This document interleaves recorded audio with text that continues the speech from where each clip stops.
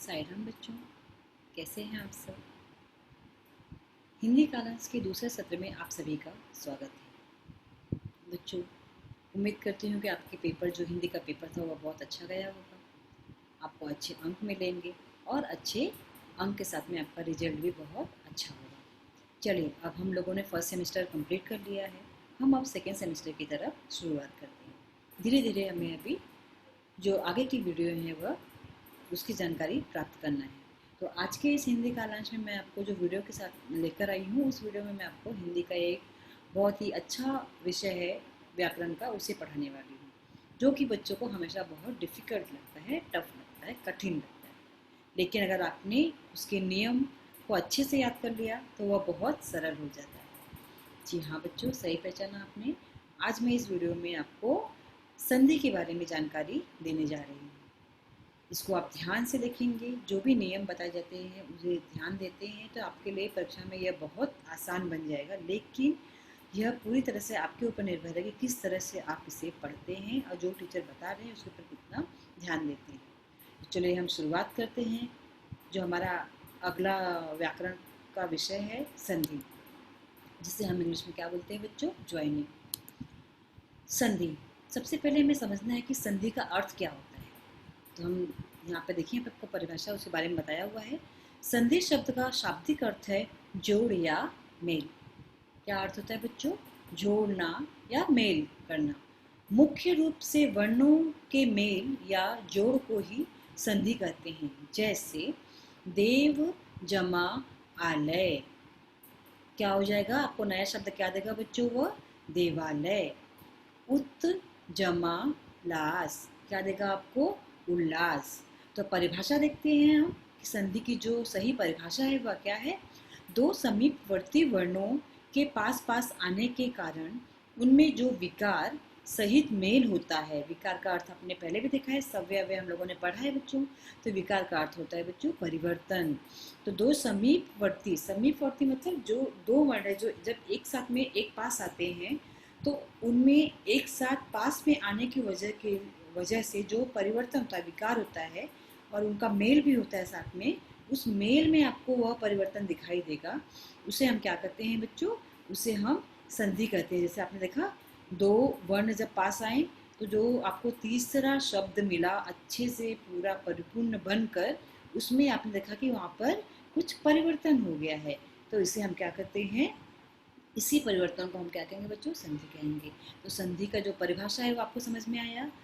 और संधि में आपको ध्यान देना है कि जो भी नियम पढ़ाए जाते हैं ना, वह अगर आप ध्यान से पढ़ते हो तो संधि बहुत आसान है। तो अभी हम लोगों ने संधि किससे कहते हैं वह देखा। सबसे पहले मुझे आपको पूछना है कि आपको याद है कि वर्ण क्या होता है, स्वर क्या होता है, व्यंजन क्या होता है। आप सबको याद होगा कि अ आ ई जो हम लोगों ने पढ़ा था वो आपका हो जाता है स्वर। क ख ग घ से लेकर आपने नीचे पूरा जितना भी पढ़ा है वो सब आपका क्या हो जाता है बच्चों? आपका वो व्यंजन हो जाता है। तो स्वर क्या है, व्यंजन क्या है, आपको पता चल गया। अब जो आप कोई भी शब्द देखते हो उसमें उसमें जो ये देखते हो ना, यहाँ पर देखिए, जैसे देवालय, इसमें द, व, ल, य और ये जो स्वर व्यंजन को मिला के भी जो आपको वहाँ पे अल्फ़ाबेट दिखते हैं उसे हम क्या बोलते हैं बच्चों? उसे ही हम वर्ण बोलते हैं। तो आपका ये पॉइंट क्लियर हो गया कि संधि किससे कहते हैं, स्वर व्यंजन क्या होता है, वर्ण क्या होता है। अब हम आगे देखते हैं कि संधि विच्छेद किसे कहते हैं। संधि विच्छेद करना आपको परीक्षा में किस तरह से आएगा उसके बारे में मैं आपको बताने वाली हूँ, लेकिन उससे पहले संधि विच्छेद क्या होता है पहले हम वह देखते हैं। यदि संधि के नियमों के अनुसार मिले हुए वर्णों को अलग अलग करके संधि से पहले की स्थिति में पहुंचा दिया जाए तो इसे संधि विच्छेद कहा जाता है। संधि में दो ध्वनियों का मेल होता है। दो विच्छेद तो विच्छेद में उसे अलग अलग करके दिखाया जाता है। संधि विच्छेद में कोई भी शब्द आपको जो आता है उसे आपको पहले जैसा करना है कि किस तरह से उसको दो पार्ट में वो डिवाइड था, उसी तरह से आपको उसको एकदम छोटे से छोटे टुकड़ों में उसे बांट देना रहता है। तो वो आपका हो जाता है संधि विच्छेद करना। जिस तरह से आप देखेंगे, कुछ यहाँ पे आपको उदाहरण दिया हुआ है। महेश का संधि विच्छेद क्या हो जाएगा बच्चों? महा जमा ईश। उच्चारण का क्या हो जाएगा? उत जोड़ चारण। निश्चल का क्या हो जाएगा बच्चों? निह जोड़ चल। गणेश का हो जाएगा गण जोड़ इश। तो देखिए आपको पता है कि यह जो दो आपको यहाँ पे देखिए इतने सारे वर्णों को मिलाकर एक नया शब्द आपको मिला था गणेश।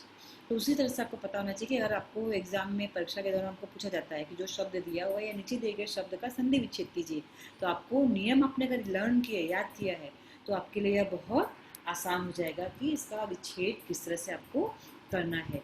ठीक है, तो अब हम आगे बढ़ते हैं कि हमें अगला क्या पढ़ना है। देखिए व्याकरण में ना संयोग भी आता है और संधि भी आता है। संयोग हमारे स्टेट बोर्ड में नहीं है, लेकिन हमें पता होना चाहिए कि संयोग और संधि में क्या अंतर है।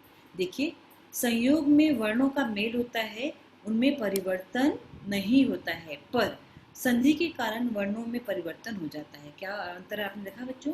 जो संयोग होता है उसमें भी वर्ण मिलते हैं, एक दूसरे के साथ में जुड़ते हैं, और संधि में भी वर्ण जुड़ते हैं, लेकिन संयोग में परिवर्तन वर्णों के मिलने के बाद नहीं होता है। लेकिन संधि जब हम करेंगे तो जो भी नया शब्द हमें मिलेगा ना, उसमें परिवर्तन होने के बाद ही वह शब्द बनता है। जैसे उदाहरण के तौर पर हम देखते हैं कि संयोग दिया है, संधि दिया है। जैसे मनुष्य धन ता, क्या हो जाएगा? आपको नया शब्द क्या आएगा? मनुष्यता। आप देखो यहाँ पे कोई भी परिवर्तन हुआ है क्या? नहीं हुआ है। आपको जो नया शब्द मिला ना, इसके जमा होने के बाद, एक साथ में आने के बाद आपको जो नया शब्द मिला, वहाँ पे कोई भी परिवर्तन दिख रहा है आपको? नहीं है। उसी तरह से पशु धन त्व, क्या हो जाएगा? आपको वह नया शब्द क्या देगा आपको? बच्चों ये प्रिंटिंग मिस्टेक है, आपको मैं बता रही हूँ। आपको जो शब्द आएगा वो आएगा पशुत्व। पशुत्व भी जो है वह वहाँ पे परिवर्तन आपको कहीं नहीं दिख रहा है, क्योंकि जो शब्द है वह एज इट इज आपको नया शब्द देता है। लेकिन संधि में यही चीज बदल जाता है। जगत धन नाथ, आपको नया शब्द क्या देगा बच्चों? जगन्नाथ। देखिए आप, जगत था यहाँ पर, त का किसमें बदल गया? नाम में बदल गया। तो हमें यहाँ पर कुछ नियम आएंगे जो आगे मैं आपको बताने वाली हूँ वीडियो में, उससे याद करना होगा, ताकि आपको संधि करने के लिए आए तो संधि भी कर सको आप, संधि पहचानने के लिए आए तो संधि भी पहचान सको, और संधि विच्छेद आए तो भी आपको आना चाहिए। बच्चों आपको परीक्षा में 9वीं 10वीं दोनों ही कक्षा के विद्यार्थियों के लिए एक बात ध्यान देना है कि आपको एक तालिका बनकर आएगी। उस तालिका में या तो आपको जैसे भी आता है, आपको पता होना चाहिए कि 3 प्रकार के आपको क्वेश्चन आएंगे संधि से संबंधित। कैसे आएंगे? पहला आपको आ सकता है कि निम्नलिखित शब्दों की का संधि विच्छेद कीजिए। तो आपको मैंने अभी संधि विच्छेद बताया किस तरह से करना है। फिर आ सकता है कि निम्नलिखित संधि विच्छेद शब्दों का संधि कीजिए। तो संधि विच्छेद आपको आएगा, जैसे आ जाएगा जगत प्लस नाथ, क्या होगा? आपको वह उत्तर लिखना होगा। और फिर ऐसा आ सकता है कि निम्नलिखित संधि विच्छेद जो शब्द दिए हुए हैं, कुछ ऐसे शब्द दे देंगे या कुछ संधि के शब्द दिए रहेंगे, उनके भेद पहचानिए कि वह कौन सी संधि है। तो उसके लिए तो सबसे पहले हमें पता होना चाहिए कि संधि क्या है, हमें पता चल गया, लेकिन कितने प्रकार है हमें नहीं पता है। तो हम एक एक करके शुरू करते हैं बच्चों। संधि के भेद कितने होते हैं? देखिए संधि के कुल 3 भेद माने जाते हैं। कितने माने जाते हैं बच्चों? 3 भेद माने जाते हैं। पहला है स्वर संधि, दूसरा है व्यंजन संधि, और तीसरा है विसर्ग संधि। अब जो अपना स्वर संधि है ना बच्चों, उसके भी अपने 5 भेद माने जाते हैं। यही जो है स्वर संधि हमें बहुत घुमाती है, इसके लिए हमें इसे बहुत ध्यान से पढ़ना है। तो स्वर संधि के 5 भेद हैं बच्चों: दीर्घ संधि, गुण संधि, वृद्धि संधि, अयादि संधि, यण संधि। स्वर संधि के यह 5 भेद आपने देखे हैं। तो एक एक करके हम पहले देखते हैं कि पहले स्वर संधि क्या होती है। स्वर संधि, स्वर के बाद स्वर के मेल से उसमें जो विकार सहित परिवर्तन होता है, उसे हम क्या कहते हैं बच्चों? उसे हम क्या कहते हैं? स्वर परिवर्तन, सॉरी स्वर संधि कहते हैं। स्वर रहे, अंत जो भी शब्द आएगा उसमें अंत में स्वर ही आए, और दूसरे स्वर के मिलने के बाद जो नया परिवर्तन होगा उसे हम क्या कहेंगे? स्वर संधि कहेंगे। जैसे धर्म जमा अधर्म। अब मैंने आपको बार बार बोला है कि मैं कभी कभी बोल रही हूँ यहाँ पे जमा है, कभी कभी मैं बोल रही हूँ ये जोड़ है, कभी कभी मैं बोलती हूँ ये धन है। सबका अर्थ एक ही है। ये जो प्लस आप देख रहे हो ना, इसको इतने सारे नामों से हिंदी में पहचाना जाता है। तो हम, मैं कुछ भी बोलूँ, आपको पता होना चाहिए कि उसका अर्थ क्या है। ठीक है, धर्म जमा अर्थ क्या देगा आपको? धर्मा धर्म। अर्थ जमा धर्म, धर्मार्थ। आप देख रहे हैं युज थ म, ये सब क्या है? आपके स्वर है। अगर आपको स्वर जो है आपको पता होगा, सॉरी, जो आप इसमें जितने भी हैं ये सब आपको देख रहे हैं, इस व्यंजन में जो लगे हैं वो स्वर हैं। तो यह स्वर, और यहाँ पे फिर यहाँ पर आपको स्वर दिख रहे हैं, वह जब एक साथ में आते हैं तो वो क्या हो जाते हैं? परिवर्तन लाते हैं। जो भी शब्द बनता है उसमें परिवर्तन लाते हैं। जैसे पहला एग्जाम्पल हम लोग देख लेते हैं, उदाहरण कि धर्म जमा अधर्म। म में जो आपको यहाँ पर आप देख रहे हो, आपको यहाँ पर स्वर दिखाई दे रहा है। आप सबको पता है कि स्वर जो है वो स्वतंत्र होते हैं, लेकिन जो व्यंजन होते हैं वो स्वतंत्र नहीं होते, क्योंकि व्यंजन में हर जगह हर व्यंजन में स्वर्ण का समावेश होता है। इसलिए जब स्वर और स्वर एक साथ में आ जाते हैं, दो स्वर एक साथ में आते हैं और उसमें कुछ परिवर्तन होता है, तो उसे हम स्वर संधि कहते हैं। तो तीसरा हम देखते हैं शास्त्र जमा अर्थ। हमें नया शब्द क्या देगा? शास्त्र। शरण जमा अर्थी, शरणार्थी। अन्य जमा अर्थ, आपको नया शब्द क्या देगा बच्चों? अन्यार्थ। समझ में आया कि स्वर संधि क्या है? अब हम देखते हैं कि स्वर संधि के जो प्रकार है वह कितने प्रकार हमने देखे थे बच्चों? 5 प्रकार देखे थे। दीर्घ संधि, गुण संधि, वृद्धि संधि, यण संधि, अयादि संधि। एक एक करके हम शुरू करते हैं। तो अब हम देखते हैं कि दीर्घ संधि क्या होता है। स्वर संधि आपने देखा है कि स्वर और स्वर जब एक साथ में आएंगे, पास में आएंगे, और उनमें जो परिवर्तन होगा उस नए शब्द को हम क्या कहेंगे? स्वर संधि कहेंगे। अब स्वर संधि का जो पहला प्रकार है दीर्घ संधि, वह क्या है देखते हैं हम। जब दो स्वर्ण ह्रस्व और या दीर्घ स्वरों का मेल होता है तो वे दीर्घ स्वर्ण स्वर बन जाते हैं। इसे हम दीर्घ स्वर्ण संधि कहते हैं। इसके नियम क्या है, ध्यान देना है आपको। दो सवर्ण स्वर मिलकर दीर्घ हो जाते हैं यदि अ, आ, ई, उ और रू के बाद वे ही ह्रस्व ह्रस्व या दीर्घ, दीर्घ मतलब जहाँ पे हमें बोलने में समय लगता है, दीर्घ आ, उ, ये सब जो होते हैं आपके क्या होते हैं बच्चों? दीर्घ। ह्रस्व स्वर मतलब जो छोटे रहते हैं, जो हम जल्दी से बोल सकते हैं, अ, ई, उ, ये सब। दो स्वर आए तो दोनों मिलकर क्रमशः क्या देते हैं हमें? आ, ई, उ, रू हो जाते हैं। जैसे आपको देखो ये सब नियम दिए हुए, मैंने आपको अभी बताया था कि आपको नियम पढ़ने होंगे बच्चों, तो ही आपको यह संधि समझ में आएगी। जैसे अ जमा अ आपको क्या देता है? आ देता है। अ जमा आ आपको फिर से वह आ ही देगा। आ जमा अ आपको आ ही देगा। आ जमा आ देगा आपको। ई जमा ई, छोटी ई जमा छोटी ई आपको क्या देगी? बड़ी ई देगी। फिर छोटी ई जमा बड़ी ई आपको क्या देगी? बड़ी ई देगी। और फिर बड़ी ई जमा छोटी ई आपको क्या देगी? बड़ी ई देगी। और बड़ी ई जमा फिर से बड़ी ई आपको वह बड़ी ई देगी। ऊ छोटा ऊ जमा छोटा ऊ आपको बड़ा ऊ देगा। फिर यहाँ पे बड़ा ऊ जमा छोटा ऊ आपको क्या देगा? फिर से ये बड़ा ऊ देगा। रू जमा रू आपको रू ही देगा, जिसको हम री बोलते हैं हिंदी में। मराठी में से रू बोला जाता है, जो कि बच्चे मराठी हिंदी दोनों पढ़ते हैं तो उन्हें रू और री में बहुत कंफ्यूजन होता है। लेकिन आपको बता दो कि हिंदी में उसे री बोला जाता है। जैसे ऋषि, ऋषि नहीं होता है, ऋषि मराठी में होता है। तो हिंदी में हमें कैसा प्रोनाउंसिएशन रहेगा हमारा? ऋषि। ठीक है, तो री हम पढ़ेंगे इसे।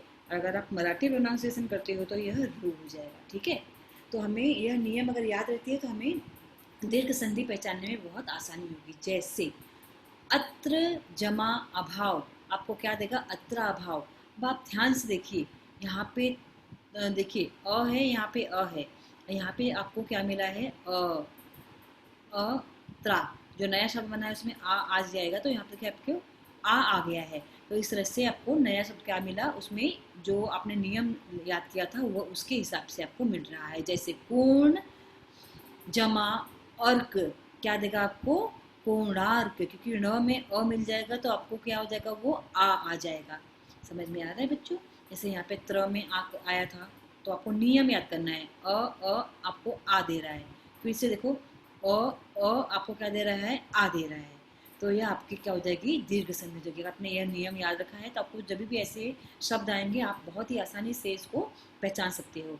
शिव जमा आलय, वह यहाँ पे है, यहाँ पे आ है, आपको क्या आएगा? वाह आ गया। आ शब्द के साथ में आया है ना, तो आपको यह याद रखना पड़ेगा। अ जमा आ क्या देगा आपको? आ देगा। तो ऐसे शब्द जहाँ पे यह नियम जो आपको देखने को मिलते हैं वैसे शब्दों को हम क्या कहेंगे बच्चों? इसे हम दीर्घ संधि कहेंगे। तो मैंने आपको 2-3 उदाहरण के द्वारा समझा दिया है, बाकी आप पढ़ के खुद भी थोड़ा देख सकते हैं कि क्या बताया हुआ है। लेकिन यह सब नियम के बराबर ही जा रहा है, इसलिए आपको जब भी शब्द आएगा एग्जाम में तो आपको देखना है कि जो शब्द है जो पहला शब्द है उसका अंतिम वर्ण और जो दूसरा शब्द है उसका पहला वर्ण क्या आया हुआ है, उसी को आपको खाली ध्यान देना है। और जो दोनों को मिलाकर नया शब्द बना है उसमें क्या परिवर्तन। अगर आपने इतना सा ध्यान दिया तो आपको दीर्घ संधि बहुत अच्छे समझ में आएगी। पहले शब्द का अंतिम वर्ण और दूसरे शब्द का पहला वर्ण क्या है उसको सिर्फ ध्यान दीजिए, आपका दीर्घ संधि जो है वह अपने आप क्लियर हो जाएगा। बच्चों, अब उम्मीद करती हूँ कि आपको दीर्घ संधि वह समझ में आ गया होगा। हम दूसरा जो प्रकार है गुण संधि उसे देखते हैं। अब गुण संधि क्या होता है? अ आ के साथ ई का मेल होने पर, ए उ का मेल होने पर, ओ तथा रू के साथ रू का मेल होने पर और हो जाने का नाम गुण संधि है। आपको इसमें कुछ नहीं करना है। आगे जितने भी 4 प्रकार आप पढ़ोगे ना, उसके लिए ये देखो मैंने आपको ट्रिक दिया है। सिर्फ आपको यही जो फॉर्मूला आप याद कर लेते हो ना, ये ट्रिक जो आप याद कर लोगे तो आप आराम से फिर वो गुण संधि हो, यण संधि हो, अयादि संधि हो, यत संधि, जो भी संधि रहेगी आप स्वर संधि के बाकी चारों प्रकार को पहचान सकते हैं। तो आपको यह याद रखना है कि ए में क्या दिया हुआ है? आ। बी में क्या दिया हुआ है? ई उ रू, जी जिसे बोलते हैं। सी में क्या दिया हुआ है? ए ओ औ। तो हमें इस पे ध्यान रखना है। गुण संधि में क्या आता है बच्चों? हमेशा याद रखना, पहला शब्द जो रहेगा उसमें अंतिम वर्ण और दूसरा शब्द जो रहेगा उसमें पहला वर्ण। देखिए हम एग्जाम्पल लिखते हैं गुण संधि का। गुण संधि में देखो आप क्या आएगा आपको, देखिए यहाँ पर ए प्लस बी बोला है तो ए प्लस बी मतलब ये वाला पार्ट देखिए, और बी प्लस मतलब बोला है ए वाला पार्ट, बराबर। जैसे आपको एग्जाम्पल लिखते हैं महा जमा इंद्र, आपको नया शब्द क्या देगा बच्चों? महेंद्र। यहाँ पे हा है, बराबर। हा में क्या आया हुआ है? आ। और ई है, ये छोटी ई है, बराबर।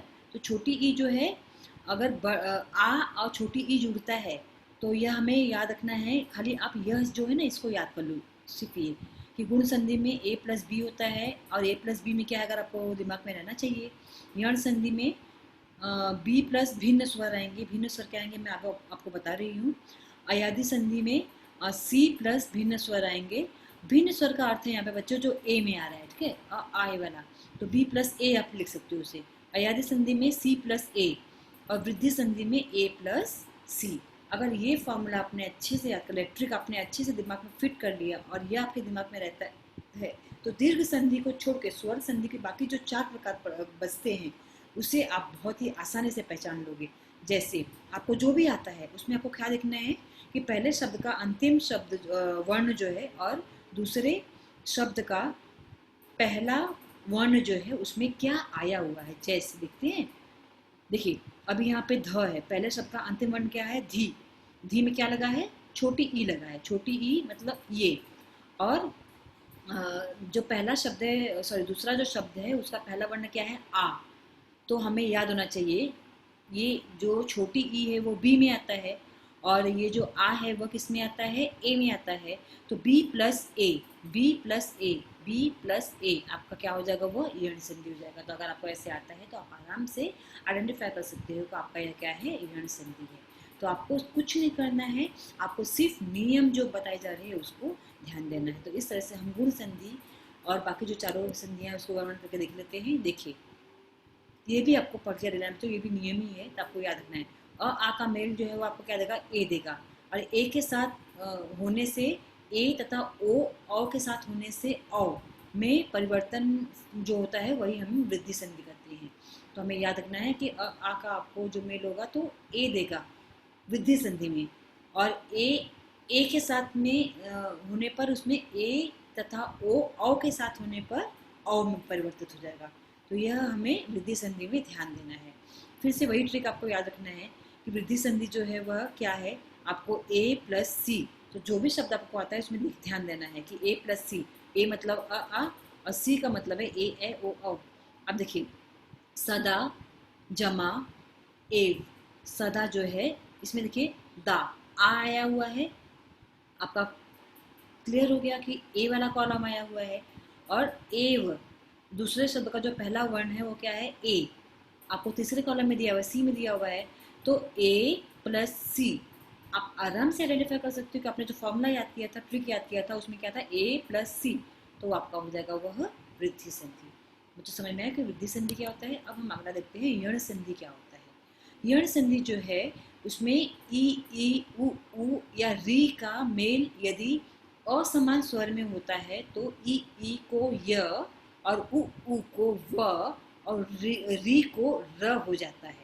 हमें यह फॉर्मूला जो मैं आपको परिभाषा बता रही हूँ ना, वह याद रखना है कि कौन से वर्ण या स्वर या व्यंजन से परिवर्तन होने के बाद आपको नया क्या वर्ण मिल रहा है।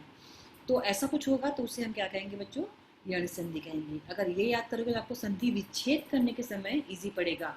और अगर आपने ये ट्रिक दिमाग में रखा तो आपको जब आप संधि पहचानने के लिए आएगा तो वह इजी पड़ेगा। ठीक है, तो हम यहाँ पे देखते हैं कि चौथा जो अपना प्रकार है वह यण संधि है। और यण संधि का मैंने क्या ट्रिक बताया आपको, बी प्लस ए, भिन्न स्वर का अर्थ है मतलब ए, दूसरा जो स्वर होगा, भिन्न मतलब दूसरा अन्य, तो बी प्लस ए, अधि जमा आदेश। अब देखिए यण संधि में जो है आपको वह धी में कौन सी है, छोटी ई है, और आ है छोटी ई प्लस आ, तो ए प्लस बी, या आप धी छोटी ई क्या है पहले आया हुआ ना, तो बी प्लस ए होगा, सॉरी बी प्लस ए होगा। तो आपने देखा कि बी प्लस ए जो आपको क्या देगा, वह यण संधि देगा।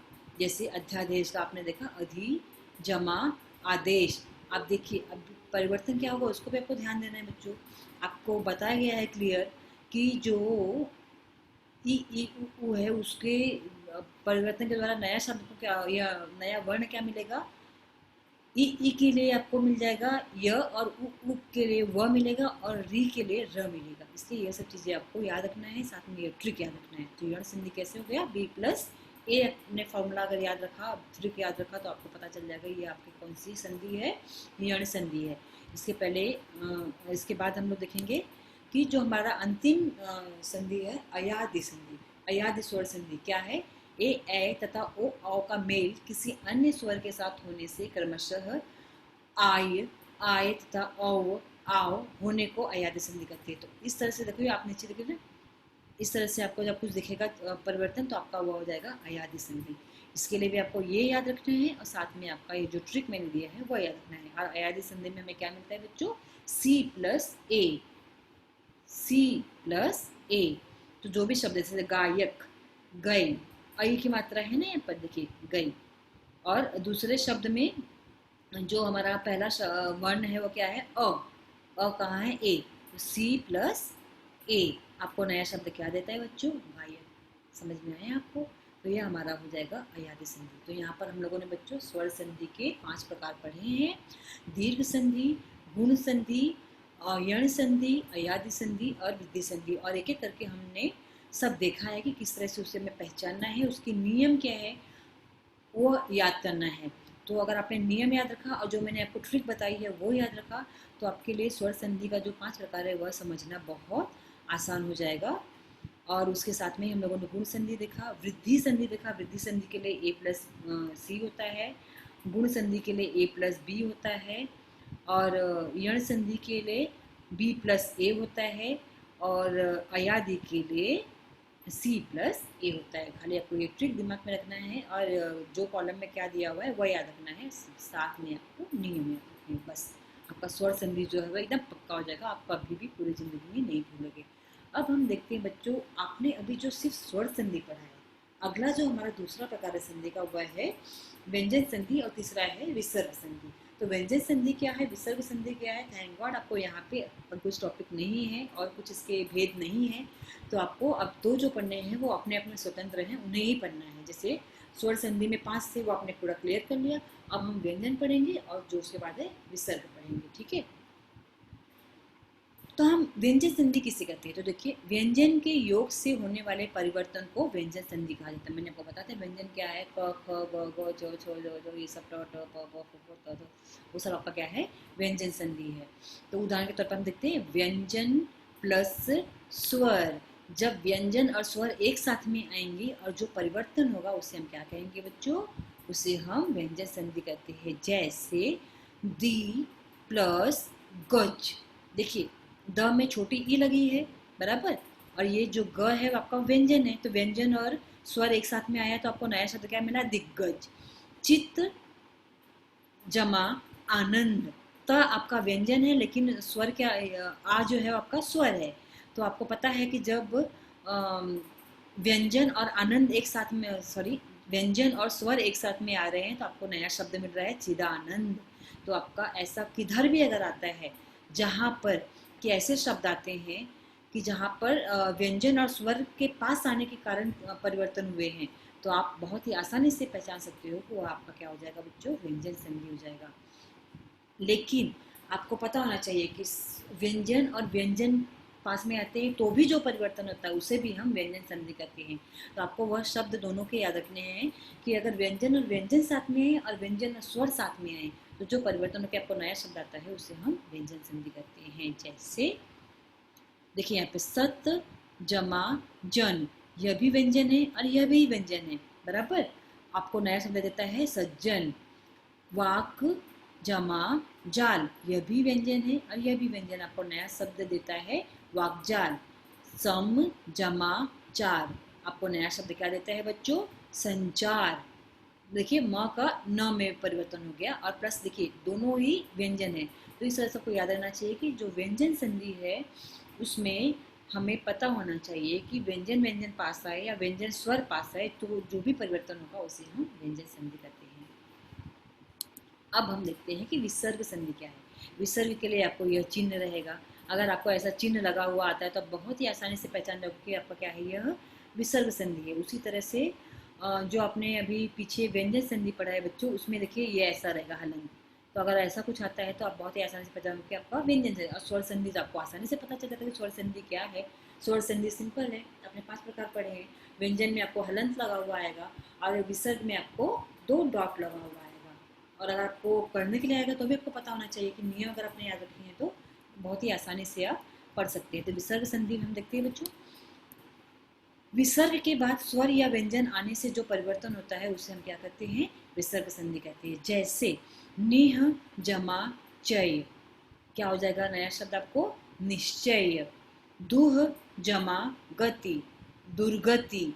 मनः जमा योग, मनोयोग। देखिए यहाँ पर विसर्ग हर जगह आपको दिख रहा है ना, यही विसर्ग संधि की पहचान है। साथ में स्वर के साथ में स्वर हो या स्वर के साथ में व्यंजन हो या व्यंजन के साथ में व्यंजन हो तो भी आपको वह स्वर विसर्ग संधि में सब आता ही है।